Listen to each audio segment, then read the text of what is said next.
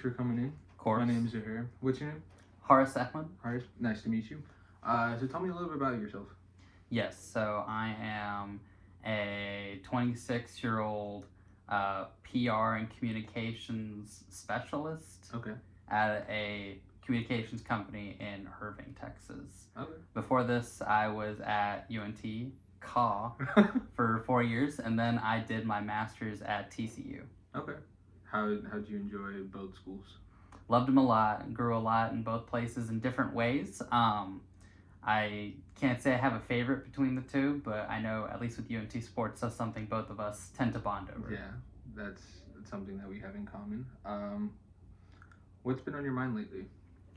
Mostly work. I know it's a boring answer, but it is December, and so for us, we have a lot of different types of clients that are either expending all of their, government money, or they want us for kind of last second sort of end of year things.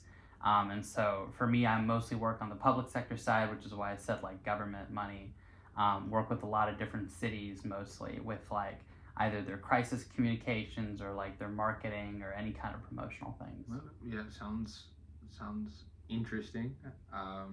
Does it cause a lot of stress? It does. I would say that I have a really good group of people that I work with at my company. It's 15 other really great people. So I never am not looking forward to a day of work with them. I would say I do just get stressed out with whatever comes with the workload. A lot of times you have clients that will ask for things kind of last second, or they need a really big project or task done. My company, and at least my public sector practice, is well known for doing these kind of overarching assessments of different cities to see what they do well, what they don't do well. And so those are kind of our big group projects that take up the most kind of time, and therefore time in my mind. So yeah. Okay. So you'd say you have a pretty good work-life balance? I would say I do. I think I have gotten, and part of that is thanks to my company. They're not the type to overwork us. Okay. They give us a lot of days off and things like that. And I have a really nice schedule where 2 days on Mondays and Tuesdays I work at the office in Irving, and then Wednesday, Thursday, Friday I work at home. Okay. Sounds like they keep you guys. They put the employees first, not the company. They definitely do. They care about us a lot. And then I think I would say also at the same time too, I've done a pretty good job with being able to have my hobbies and my own life outside of work and balance that pretty well. So, I have a number of different hobbies. I like to play video games. I like to draw on my little drawing tablet. I like to be outside, and whenever I do, I go fishing a bunch. That's kind of my sort of big hobbies. And of course, I'll either spend time with my family or with you guys, my friends, or my girlfriend in Dallas. So I'm able to move around a lot and do a lot of things outside of work. Sounds like you have it all sorted out. I'd like to say that I have. There's always things that I'm working on and things that I'm at a good groove for sure, but there's always ways for me to improve on things. Okay. Yeah. How long have you been at the company? I have just hit, actually may be exactly almost 3 days away from 8 months. There you go. Yeah. Okay. Yeah, sounds like you've been experienced in work-life balance and at the company now. Is this do you see yourself staying with this company for a longer extended period of time? I do. I understand that, by virtue of being someone in their 20s with a job, the expectation is to kind of move around and things like that, and kind of put your own pelts on your wall first, right, before you really kind of settle down. But this is a company that I do feel like I can work on my skills, a lot, and kind of grow and develop. And so that's why I do intend to stay here for a little while, at least, until I feel I'm comfortable to then be able to, take the experience that I do have and apply it elsewhere. I've always believed that, as much as I love government and politics, which was one of my degrees at UNT, I know that that's not the industry that I always want to stay in. Okay. I've always been interested in film. I've always been interested in sports. I've always been interested in, other types of communications methods and things like that. So, yeah, staying in the public sector is not my only intent within my career. Sounds like you have it pretty well thought out, especially for someone who's in their, like you said, the 20s, young 20s, where they want you to move around or find better opportunities. If, like they I say. know I know I don't want to stay in one place forever. I Mhm. can't say I'm like well planned out as far as like, oh well, 5 years from now I want to get into like sports, and then Yeah. 5 years from then I want to go to National Geographic or something, right? Like, those are things that I'd like to do. I'm sure. I've always had this belief that it's like, you can never plan 5 years in advance as much as you'd like to try. You meet new people and you gain new interests and like, hobbies and things like that. So all I know is that I am an indecisive person, and that's a kind of personality that needs to be like satiated whenever the moment strikes. And so I'm allowing myself to be prepared for when that happens. So, what's something that you want to work on our time together? I would say the biggest thing I want to work on are some of my own kind of bad habits. Mm-hmm. I would say a lot of my habits relate back to maybe my anxiety when it comes to things like work or things like that, general life stuff. Mm-hmm. I know I have like some tics, and like the biggest thing for me is like whenever I get really stressed out, I tend to just want to get on my phone, whether that be watch a bunch of TikToks or a video or scroll through social media. That's like my biggest one. Okay. Yeah. So you'd say getting on your phone when you're stressed is like just yourself getting out of the loop and then just being like oblivious to everything around you. Pretty much. I get to disassociate at least for like a few minutes, but Okay. then of course I realize I can't disassociate. I have to write something, or I have to, finish a project. Yeah. I know, especially nowadays, phones can be a very big distraction, and with just how much average screen time a general person has, no matter if you're working, calling someone, texting someone, you're always going to be in front of a screen for basically your whole life now. Um, where's some spots that you want to see progress in whether it be anxiety, phone usage, stress management? I would say, yeah, recognizing whenever my anxiety strikes is a big deal, and kind of like understanding that. And then also too, I would say my attention span. That's something that I do want to work on. I feel like it has gotten worse over time whenever you're scrolling so much. And that's something I'd like to get back, because I feel like, I don't read as many books as I used to, for example, and I don't, like little things like that obviously require a bigger attention span. And I know that, such an attention span can also apply to work, right? Like I have to be very detail oriented and focused on reading long things, because I have to keep track of, information accuracy and typos and all that stuff. And so when you start to phase out and you miss things, that's when, like trouble comes. So where out of the three that you just listed, how would you rank them in, like, how would you prioritize them? Like my three like how would issues, you want to, or like how would you want to work on them based on like your priority? Like which one would you want to spend more time working on or fixing first, and then everything should fall in place?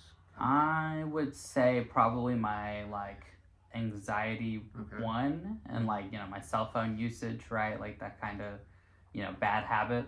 Yeah, I would say like anxiety, cell phone usage. We'll say addiction for now. I don't want to put that word on me, but like let's just say it is. And then the third I would say is then like my attention span. Okay. Would you say that does your phone, do you sometimes, what they say, separation anxiety from your phone sometimes? I do. Like, if I place my phone upstairs and I go downstairs for a few minutes and I grab things and I recognize it's not in my pocket, I do start to look around and I'm like, where is it, right? Partially because, I may have emails come in, but partially because it's just a comforting feeling to have that by my side. So I would say have that. Yeah, nowadays, can't go anywhere without your phone. You have to have your phone in the car for music, directions. Exactly. That's just how basically everyone is intertwined, is because of a phone. Why do you feel that this change is like important for you? It's important for me because a variety of reasons. One, because I know that I do have a stimulation problem. I do have ADD and things like that, so it already is like a high and a low when it comes to stimulation versus calmness or whatever.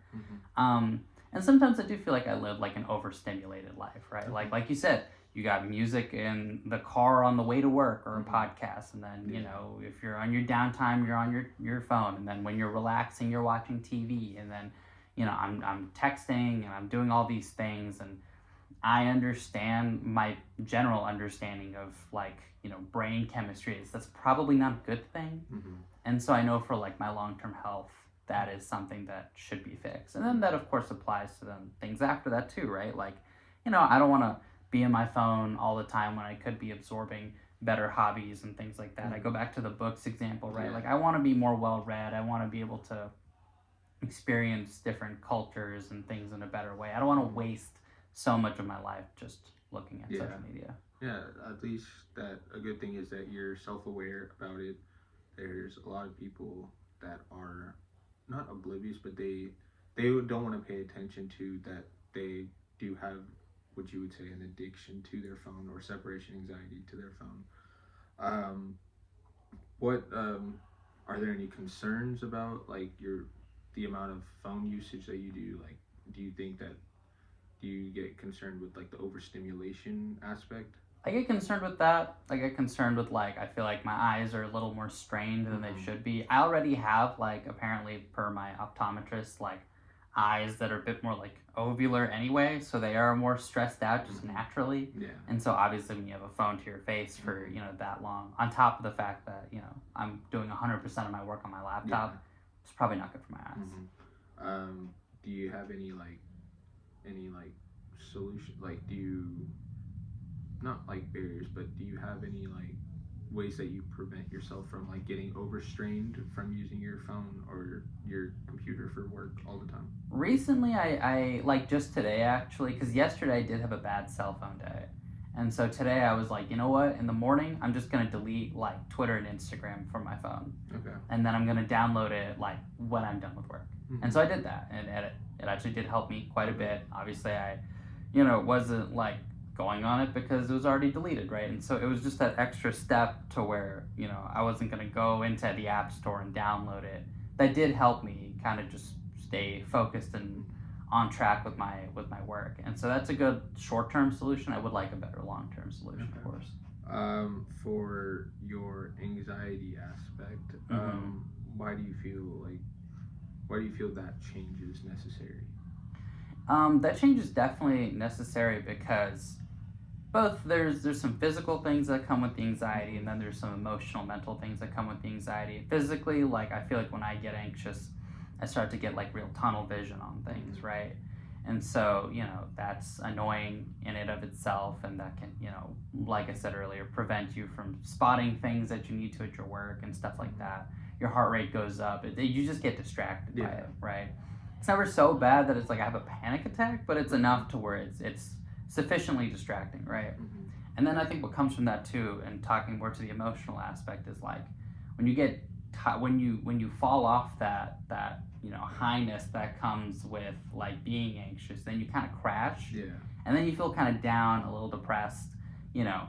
And it's always helpful to like talk to people whenever you're feeling down. Like it's a good feeling, but you obviously don't want to get there in the first place. You want to be kind of more Yeah. You want to even be. keel.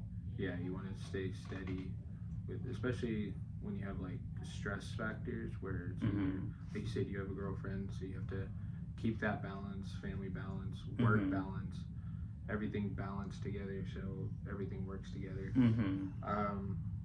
S- have you tried making any changes or any have you tried making any changes for your anxiety? I've made a couple. One is just honestly, and I know it's like sounds kind of obvious, but recognizing that you are anxious in the moment has helped me out a lot. So whenever I feel like I'm really into it or I'm really in it, you know, I tell myself, hey, this is just a natural response that your body is doing because of probably some overstimulus that you're having, right? Maybe perhaps you step away from what you're doing, take some deep breaths, a drink of water, right? Things like that.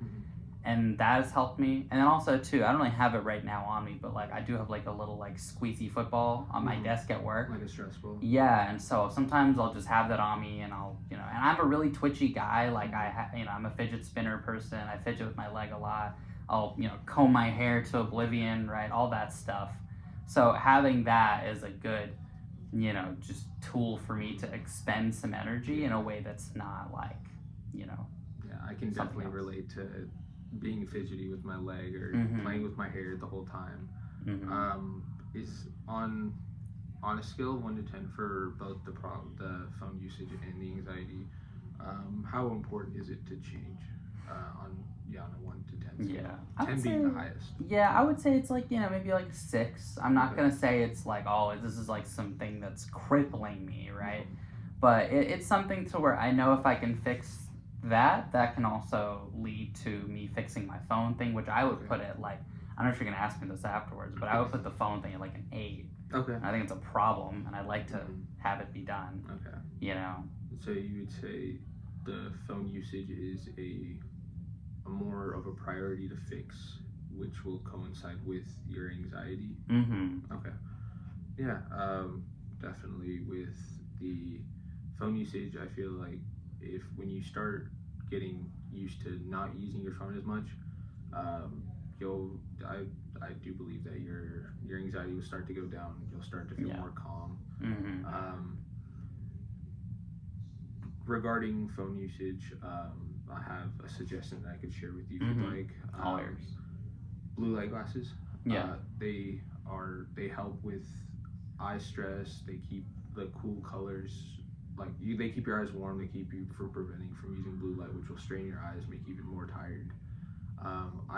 I've tried those. Those have worked for me. I still continue to use them, especially if I'm working on like a screen or my phone for too long. Mm-hmm. I've definitely had those work for me. I definitely need that. I know the glasses that I do have, like the ones over there, they're my only pair. I don't believe they're a blue light Mm-hmm. glasses one. I think I have a blue light filter on my phone, but I don't have it on anything else like my laptop Okay. or things like that. Yeah. Blue light glasses would be a very good like investment. Personally, what I've in my glasses that I wear, I got the lenses with blue light in them, so I don't have to wear a separate pair of blue light glasses from my prescription.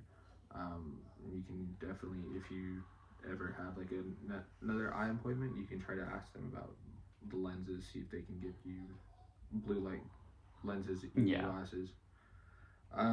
What are some steps do you think you could take if you haven't taken them already towards anxiety or your phone usage? I probably should just go ahead and delete my accounts for Instagram and Twitter, but it's Okay. like, on one hand, I do need them for my work. Mm-hmm. On the other hand, it's like, you can't be like completely offline. Yeah. You can be, but it's really hard, Mm-hmm. I think, nowadays. So I think maybe for me, if I keep up that habit of like deleting it in the morning and then, I've also done like the week long binge, like, or like the week long abstinences or whatever you want to call it, like the detoxes where Mm-hmm. I delete it Monday, I bring it back Sunday. That Okay. has helped me feel a lot better about things. So I think I need to like be more consistent about schedule. It's my understanding. I don't know how true it is, but it's my understanding that like if you do something for 21 days straight, then you built a Yeah. successful habit, right? And it's like I need to figure out a way to get myself to do that. I think first. Okay.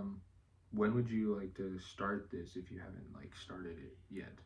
I would say I'd like to start it as soon as I can. As soon as I possible. don't think there's a bad time to ever Mhm. really start it. And like you said, it takes like the 21 days to build a habit. Is that where you wanted to see like progress within 21 days, or do you think it would take longer so where you get towards like second nature where you're comfortable with less phone usage and your anxiety has gone down? I'd like to start with the goal of 21 days. I think, I'd love to get to the point where it's second nature for me, but Mhm. I know the consistency is something you only build like a day at a time. Yeah. I did feel really good after 7 days of doing the detox. I'd love to see myself 3 times that, Okay. Yeah, that's definitely possible. I can definitely see you doing that change. It will be hard at the beginning, but it's when you get it down to a T, you're gonna feel way calmer. You're gonna feel great about yourself mentally, physically, emotionally. But yeah, I definitely see you getting it done. I have faith in you. Appreciate that. But yeah, thank you for coming in. Thank you. All best of luck. Thank you.